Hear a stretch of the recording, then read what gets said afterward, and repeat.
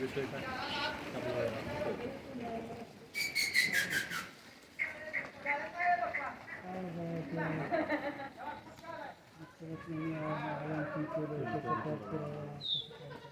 क्रांतिज्योती सावित्रीबाई फुले नायगाव शिल्पसृष्टी या ठिकाणी आपण आलेलो आहोत। या ठिकाणी क्रांतिज्योती सावित्रीबाई फुले यांचं शिल्परूपानं चरित्र मांडण्यात आलेलं आहे। या शिल्पसृष्टीमध्ये पहिलं शिल्प जे आहे ते क्रांतिज्योती सावित्रीबाई फुले आणि महात्मा फुले यांच्या विवाहप्रसंगीचं आहे। या विवाहप्रसंगी सावित्रीबाई फुले आणि महात्मा ज्योतिबा फुले यांचं सावित्रीबाई फुले 9 वर्षाचे असताना 1840 रोजी त्यांचा विवाह झाला आणि जिजाऊ आणि महात्मा फुलेंच्या आयुष्यामध्ये सावित्रीबाई फुलेंचं आगमन झालं आणि सावित्रीबाई फुलेंचा एकूण जीवनपटच बदलला। महात्मा फुले यांनी सावित्रीबाई फुलेंना शिक्षण देऊन स्त्री शिक्षणासाठी तयार केलं। ज्योतिबांनी प्रथम सावित्रीबाईंना शिक्षण दिलं आणि अत्यंत कठीण परिस्थितीमध्ये किंवा सर्वांचा विरोध पत्करून त्यांनी एका ध्येयानं पछाडून स्त्रिया शिकल्या पाहिजेत आणि त्या शिक्षणाची सुरुवात घरामधून व्हावी। प्रथम आपल्या पत्नीला त्यांनी शिकवलं, अक्षर ओळख करून दिली आणि अक्षर ओळख करून देऊन सावित्रीबाई फुले या पुढं फक्त अक्षर ओळखीवरच थांबल्या नाही तर त्यांनी एक स्वतःचं स्वतंत्र आयुष्य घडवलं। इंग्रजी विषयामध्ये सुद्धा त्या पारंगत झाल्या। इंग्रजी विषयामध्ये त्या पारंगत होत्या याची अनेक उदाहरणं किंवा अनेक पुरावे आपल्याला उपलब्ध होतात। आणि सावित्रीबाई फुलेंनी जी शाळा काढली महिलांसाठी, ती शाळा काढत असताना त्यांना प्रचंड त्रासाला सामोरं जावं लागलं। त्यामध्ये सावित्रीबाई फुले जेव्हा शाळेत जात होत्या तेव्हा त्यांच्यावरती कर्मठांनी चिखल शेणफेक केली, त्यांच्यावरती गुंड घातले किंवा त्यांना प्रचंड त्रास देण्याचा प्रयत्न केला। सावित्रीबाई फुले यांनी त्या त्रासाला न जुमानता मुलींच्या शिक्षणाचं कार्य जोरदारपणे चालू ठेवलेलं आपल्याला दिसून येतं। त्याचबरोबर सावित्रीबाई फुले यांनी आपल्या सहकाऱ्यांच्या मदतीने 1840मध्ये मुलींसाठी जी शाळा काढली आणि सावित्रीबाई फुले या भारतातील आद्य शिक्षिका बनल्या, भारतातील एक शिक्षणतज्ज्ञ बनल्या आणि भारतातील पहिल्या शिक्षिका, पहिल्या शिक्षणतज्ज्ञ, पहिल्या मुख्याध्यापिका हा मान सावित्रीबाई फुलेंना मिळाला म्हणण्यापेक्षा तो त्यांनी स्वतःच्या कर्तृत्वानं मिळवला।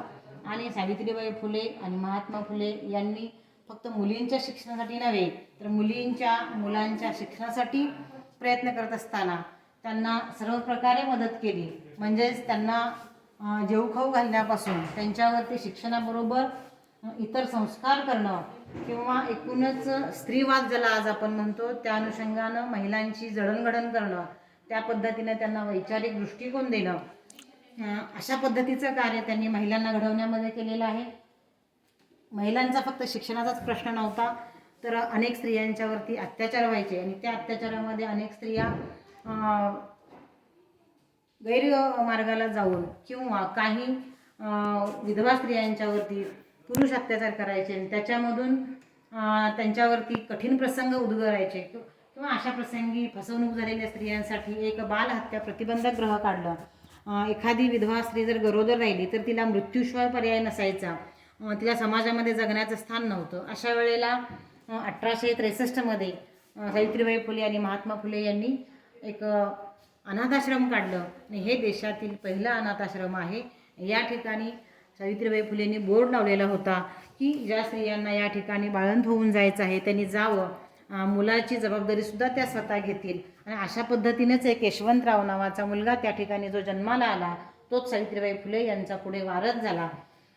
बालहत्या प्रतिबंधक गृह, त्याचबरोबर सावित्रीबाई फुले यांनी जो 1876-77मध्ये मोठा दुष्काळ पडला त्या दुष्काळाच्या वेळेला सुद्धा काही बालके कुपोषणानं मरत होती। तर अशा वेळी सावित्रीबाई आणि ज्योतिरावांनी मित्रांच्या सहकार्याने व्हिक्टोरिया बालकाश्रम सुरू केला आणि या ठिकाणी दुष्काळामधून मरणाअंत्य टेकलेल्या हजारो मुलांचा जीव वाचवला। सावित्रीबाई फुलेंना ज्यांनी घडवलं ते महात्मा फुले जे आहेत, ह्या महात्मा फुलेंची वैचारिक जडणघडण तर अद्वितीय अशी होती। कोणत्या क्षेत्रामध्ये त्यांनी काम केलं असं नाही आहे तर अस्पृश्यांना पाणी मिळणंही मुश्किल होतं आणि अशा परिस्थितीमध्ये अस्पृश्यांना पाणी मिळावं म्हणून या दाम्पत्यानं स्वतःच्या वाड्यातील विहीर खुली करून दिली आणि सर्वांना पाण्याचा हक्क मिळवून दिला. ह्या पाण्याचा हक्क मिळवण्यासाठी सुद्धा संघर्ष करावा लागत होता. अशा प्रकारची त्यावेळी परिस्थिती होती आणि या परिस्थितीमध्ये महात्मा फुले आणि सावित्रीबाई फुले यांनी पाणी चळवळ केली म्हटलं तरी हरकत नाही. अशा प्रकारचं त्यांचं हे कार्य आहे. त्याचबरोबर स्त्रियांचा अजून एक प्रश्न होता, तो म्हणजे विधवा स्त्रीचं केशवपण केलं जायचं. ही अतिशय अनिष्ट अशा प्रकारची प्रथा होती आणि या प्रथेला सुद्धा महात्मा फुले, त्यांचे सहकारी नारायण लोखंडे यांनी या कुप्रथेविरुद्ध मुंबईमध्ये नाभिक समाजाचा संप घडवून आणला. त्या समाजाला जागृत केलं आणि त्या समाजाला जागृत करून स्त्रियांना ज्या कठीण प्रसंगाला सामोरे जावं लागायचं, स्त्रियांची जी अवहेलना व्हायची, त्या विरोधामध्ये त्यांनी कार्य केलेलं दिसून येतं. आणि असं हे फुले दाम्पत्य जे महान कार्य करत होतं, त्यांचा शेवट मात्र त्यांना कठीण प्रसंगांना सामोरे जावं लागलं असं दिसतं. महात्मा फुले यांचा 28 नोव्हेंबर 1890 रोजी मृत्यू झाला आणि त्यानंतर त्यांच्या मृत्यूचं सुद्धा त्या कर्मठ समाजानं एक प्रकारचं भयान नाट्य घडवलं. कारण यशवंतरावाला त्यांनी वारस म्हणून नाकारलं आणि यशवंतरावाला टिटवं धरता येणार नाही किंवा त्याला ज्योतिरावांना अग्नी देता येणार नाही अशा प्रकारचा विरोध केला. अशा प्रसंगी या सावित्रीबाई फुले याच धाडसानं समोर आल्या आणि धाडसानं समोर येऊन त्यांनी स्वतः हातामध्ये टिटवं धरलं आणि त्यांनी खडसावून सांगितलं की यशवंता हाच आमचा वारस आहे, हाच आमचा मुलगा आहे आणि त्यामुळं तोच अग्निसंस्कार देईल. पण या कर्मठांच्या पुढं त्यांचं काही चाललं नाही. आणि मग सावित्रीबाई फुले यांनीच ज्योतिरावांना भडाग्नीसुद्धा दिला आणि टिटवंसुद्धा सावित्रीबाई फुलेंनीच धरलेलं आपल्याला दिसून येतं. सावित्रीबाई फुले यांनी महात्मा फुले यांच्या निधनानंतर सुद्धा समाज परंपरेचं कार्य किंवा समाज सुधारणेचं कार्य अखंड चालू ठेवलेलं होतं. आणि यामध्ये 1893 सासवड या ठिकाणी सत्यशोधक समाजाचं जे अधिवेशन भरलेलं होतं, या अधिवेशनाचं अध्यक्षपद सावित्रीबाई फुले यांनी स्वीकारलं. त्या अधिवेशनासाठी नारायण मेघाजी लोखंडे होते, कृष्णराव भालेकर होते आणि सावित्रीबाई फुले यांनी त्यावेळेला जे भाषण दिलं किंवा त्यावेळेला जे आपलं मनोगत व्यक्त केलं, त्या मनोगतामधून त्यांनी आजपर्यंत केलेलं कार्य जे आहे त्या कार्याचं महत्त्व पटवून सांगितलेलं आपल्याला दिसून येतं. 1893 नंतर 1897ला एक महाराष्ट्रामध्ये कठीण प्रसंग आला, तो म्हणजे प्लेगची साथ पसरली आणि या प्लेगच्या साथीमध्ये पुण्यामध्ये हाहाकार माजवला. या प्लेगच्या साथीमध्ये हजारो लोक मरण पावले. त्यावेळेला सावित्रीबाई फुले यांनी ज्या आपल्या मुलाला डॉक्टर केलं होतं, त्या डॉक्टर यशवंताला हडपसरला बोलवलं, त्या ठिकाणी दवाखाना सुरू केला आणि त्या ठिकाणी दवाखाना सुरू करून हजारो जणांचे प्राण वाचवले. त्यामध्येच एक मुंडवा या ठिकाणी पांडुरंग गायकवाड हा अस्पृश्य मुलगा जो होता, त्यालाही प्लेगची लागण झाली आणि त्याला वाचवण्यासाठी सावित्रीबाईंनी त्याला पाठीवरती घेऊन 18 मैल प्रवास केला आणि 18 मैल प्रवास करून त्याला हडपसर या ठिकाणी आणलं. प्लेगच्या साथीनं तो बेजार झालेला होता. अशा मुलाला पाठीवरून आणत असताना सावित्रीबाई फुले यांनासुद्धा प्लेगची लागण झाली आणि सावित्रीबाई फुलेंना प्लेगची लागण होऊन सावित्रीबाई फुले त्याच प्लेगनं निवर्तल्या. अशा पद्धतीनं हे सावित्रीबाई फुले यांचं योगदान आहे.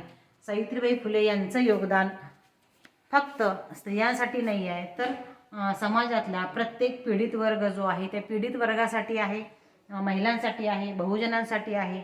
त्यांनी केलेलं कार्य हे एका क्षेत्रापुरतं मर्यादित नाही आहे, तर ते शिक्षणासाठी आहे, स्त्रियांच्या विविध प्रश्नांसाठी आहे, बहुजन समाजाच्या पाणी प्रश्नासाठी आहे.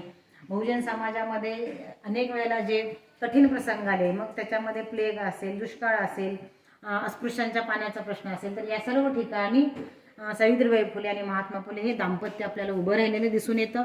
आणि समाजाच्या उद्धाराचं कार्य जे आहे ते समाजाच्या उद्धाराचं कार्य या दाम्पत्यानं केलेलं आहे. ते त्यांनी कृतीतून केलेलं आहे, लिखाणातून समाजासमोर ठेवलेलं आहे आणि ते आपल्याला पुढं नेणं गरजेचं आहे. त्यांच्या कार्याचा वसा आणि वारसा आपण पुढे चालवला पाहिजे. म्हणून महाराष्ट्रामधील तसेच भारतामधील प्रत्येकानं या ठिकाणी भेट द्यावी किंवा त्यांचं कार्य विचारामध्ये घेऊन त्यांना कार्यातून आदरांजली व्हावी. अशा प्रकारचं हे दाम्पत्याचं कार्य आहे.